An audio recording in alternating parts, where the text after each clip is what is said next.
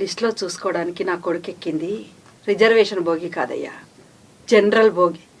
General బోగిలో ప్రయాణించే వాళ్ళకి గుర్తింపు ఉండదు. రైల్వే వాళ్ళ దగ్గర వాళ్ళ గుర్తింపులు ఉండవు. ఎందుకంటే వాళ్ళు మనుషులు కాదు కదా, వాళ్ళ ప్రాణాలకు విలువ ఇవ్వరు. అరే 4 పెట్టెల్లో ప్రయాణించవలసిన ప్రయాణికులు ఒక్క పెట్టెలో ప్రయాణిస్తుంటారు. చోటు సరిపోక ఎక్కడ పడితే అక్కడ కూర్చుంటారు. డోర్ దగ్గర కూర్చొని ఉంటారు. అలసిపోతారు కదా పాప, నిద్రపోతుంటారు. ఆ నిద్రలు అలాగే జారి పడిపోతుంటారు. అలా యాక్సిడెంట్లో పడిపోయిన వాళ్ళ వివరాలు రైల్వే వాళ్ళ దగ్గర ఉండవు. కాబట్టి ఆ కుటుంబాలకు ఎటువంటి న్యాయం జరగట్లేదనేదే నా ఈ పోరాటం. తత్కాల్ టికెట్లు, ఏసీ పెట్టెలు పెంచుకుంటూ వ్యాపారం చేసే రైల్వే వాళ్ళకి ఒక విన్నపం.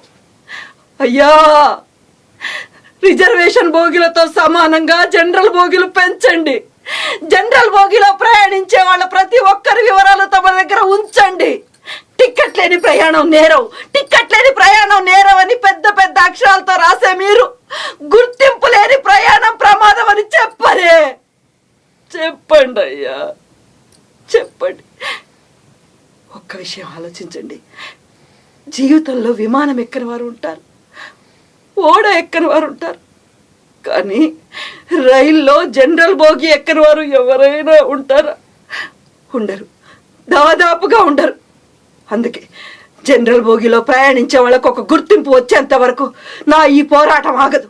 మీరెన్ని కేసులు పెట్టినా, ఎన్నిసార్లు అరెస్ట్ చేసినా నేను వెళుతూనే ఉంటాను, అడుగుతూనే ఉంటాను, పోరాడుతూనే ఉంటాను. జనరల్